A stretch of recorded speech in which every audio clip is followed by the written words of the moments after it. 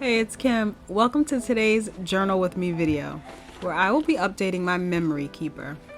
I'm a little behind, so I decided to dedicate a couple of hours to just chill and update the past few weeks. Warm beverages and cozy vibes required, so feel free to grab yours and join me. Because I'm catching up on a few weeks, I decided to take this in steps. My first step was to take note of those things and events that I really wanted to highlight. I usually do this throughout the course of the week by writing a brief descriptor in pencil so that I know what event belongs on which day. I also went ahead before this session and wrote down the photos that I wanted to include in my spreads for this 5-week period. This saves me time in hunting through my camera roll and allows me to just jump right in. After that, I chose the colors and the themes I wanted for each weekly layout. Sometimes I know what I want ahead of time, but honestly, most times I don't. I might just pick a green theme because I haven't done green in a while, and that's pretty much it. Not because it directly relates to anything that happened this week. The same can be said for just wanting to use a new washi or a new sticker set, just because it's new, not because it specifically relates to whatever I'm journaling about. I'm all about having fun and not overthinking it. Whenever anything creative becomes stressful for me, that's when it's time for me to quit. So I don't allow perfectionism to paralyze my creativity.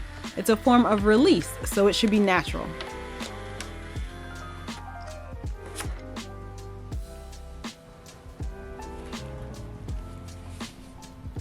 This memory keeping practice is pretty new for me.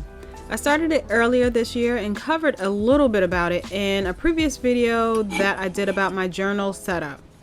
I've come to really enjoy documenting the memories that are personal to me and more so centered on the happenings in my own daily life as opposed to my entire family.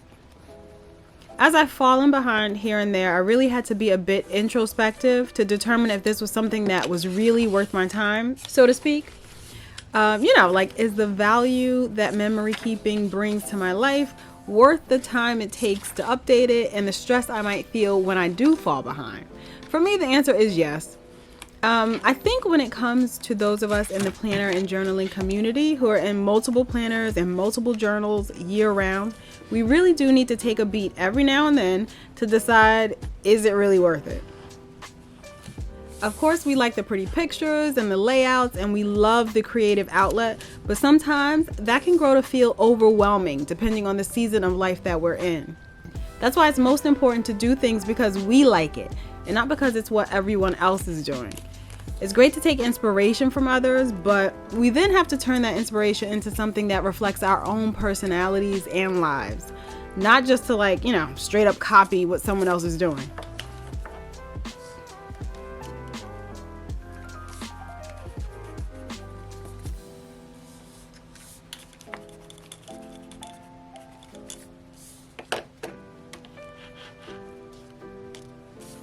If you haven't noticed, I do have a planner community soapbox and I promise to get off it, but something else that I briefly mentioned in a previous video was the massive amounts of consumerism that we all fall victim to. I made a joke about me purchasing stationery items without knowing why or how I would use them, and for me it's exactly that. It's a joke. I know my limits, and most importantly, I know my budget. I know what I can do, what I shouldn't do, and all of that. But there are a lot of people who buy things in excess just to keep up with everyone else. Of course, this applies outside the planner community too, but because I mentioned weighing the value that the time we spend journaling brings to our life, I'm reminded that we should be weighing the value of all the resources we spend on things. And time isn't the only resource, it's money too. I have a few personal rules about how I choose to spend my resources on planning and journaling. For instance, I don't charge anything that relates to hobbies to credit. Not using a credit card for it. I just have my own side, beliefs about credit cards. That's a different soapbox for a different day, but I'm definitely not charging anything that relates to hobbies. If I don't have the discretionary funds for it, I can save towards it, or I just really don't need it. On the flip side though, I also do not limit myself with like no spends or even a strictly set budget. I've tried it and I just know myself well, and restricting myself is a surefire way for me to rebel against myself. Yes, I rebel against myself and against the rules that I set for myself. I am my own worst enemy, I know.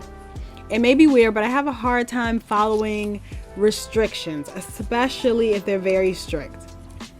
I just need more flexibility in my life, I guess. So that brings me to have to assess the usefulness and the value that certain hobbies bring to my life. Now, this only applies to Kim. This is what Kim does. I cannot tell anyone else what to do with their resources. I can't say what you do with your time or your money, nor will I ever judge anyone else, for what they do with their time or their money.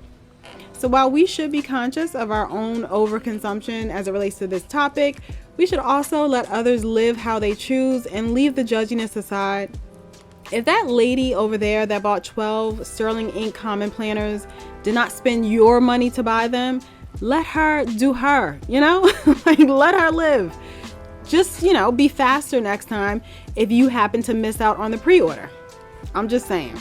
That's all I'm saying. Anyway, I feel like this is spiraling into a mass of topics. So please, someone take this microphone from me. No, I'm just kidding. Kind of, but not.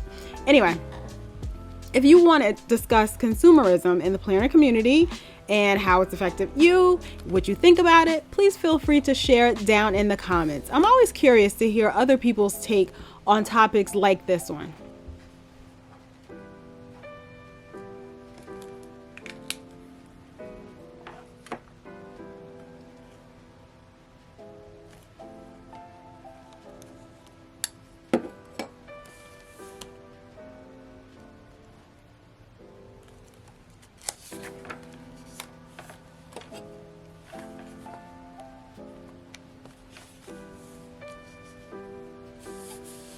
Getting back to the journaling session at hand.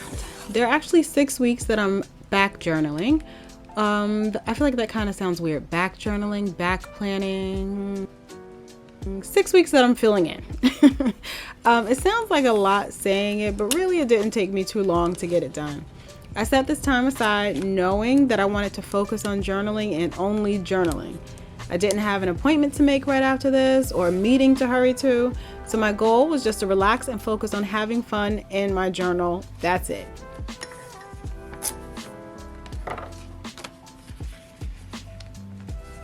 I did just so happen to print all of my photos out using my Fujifilm Instax Evo this time around, but I usually don't do that. I usually print most of my photos out on regular printer paper, and sometimes I'll use my Canon Selphy.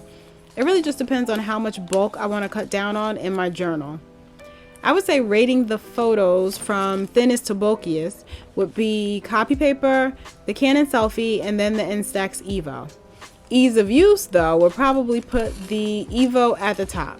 I can just print photos right from my phone without having to do too much in between. I don't even usually edit the photos before printing them. They come out just fine for my purposes at least.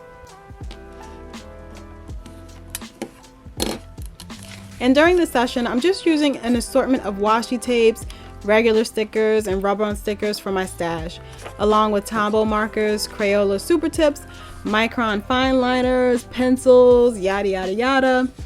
I also do usually like to choose a fountain pen ink color that coordinates with whatever ephemera I'm using on the spread.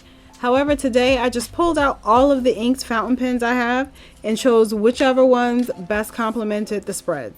I wasn't super particular about that detail today.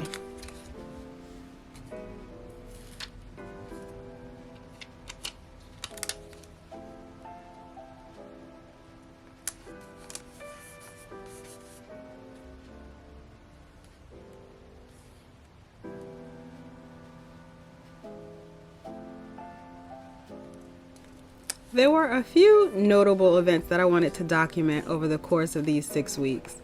The first being that I ran my third half marathon. It was definitely an experience unto itself. We did a local race, and it's actually the one that I ran as my first half marathon a year ago.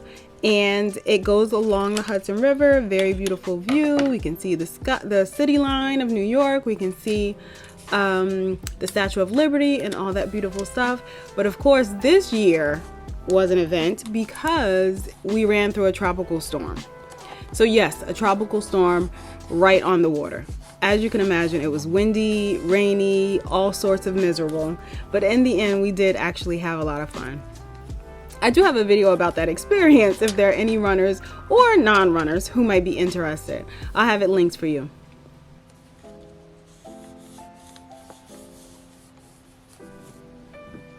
I also documented my new car, which is not a huge deal. I mean, you know, being as old as I am, it's not like it's my first new car, but I had my previous car for 4 years, and that was also an experience unto itself. There were a lot of struggles during that 4 years, and I just wanted as much distance between me and that car as possible.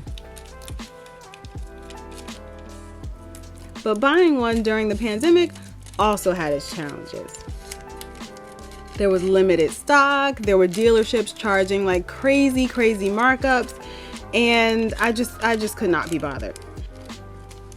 So I put it on the back burner. But then after that big storm, and yes, that same tropical storm I'm referencing that we ran through for the half marathon, and my car started leaking on the inside. Yes, the car that's only 4 years old. I don't even think it was quite 4 years old at that point. And also the same car that was leaking 2 years prior that had supposedly been fixed twice prior to this instance. As you can imagine, I was so fed up, and I was like, nope, no more, never again, I'm done. So after it started leaking on a Wednesday, I was completely done and in a new car by Saturday. I feel like that was a huge relief, definitely a bigger relief than I even realized in the moment. So it was something that I truly, definitely wanted to document. I also documented hanging out with friends. There was good sushi served by robots. It was pretty cute. We shopped for some K-beauty skincare items. We visited a few quirky coffee shops. So all of that together as a whole was amazing, and I truly wanted to memorialize all of that in some way as well. And just like I documented the highs, there were also some lows. I spent about 2 weeks not feeling the greatest, and that went into my journal too. You know, life is all about the ups and the downs, right? So there's no point in ignoring the things that we wish to forget, because I do believe that they make us stronger after all. And it's up to us to find the lesson and the growth through it. So even the highs and the lows go into my journal.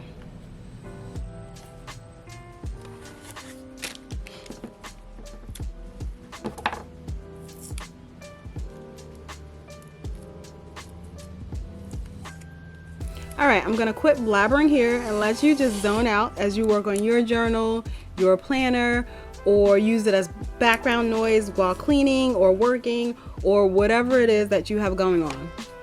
Thank you so much for clicking on today's video and sticking with me until now. I hope you have an amazing day, week, year, life, and I truly do appreciate you for being here. I'll see you in the next one.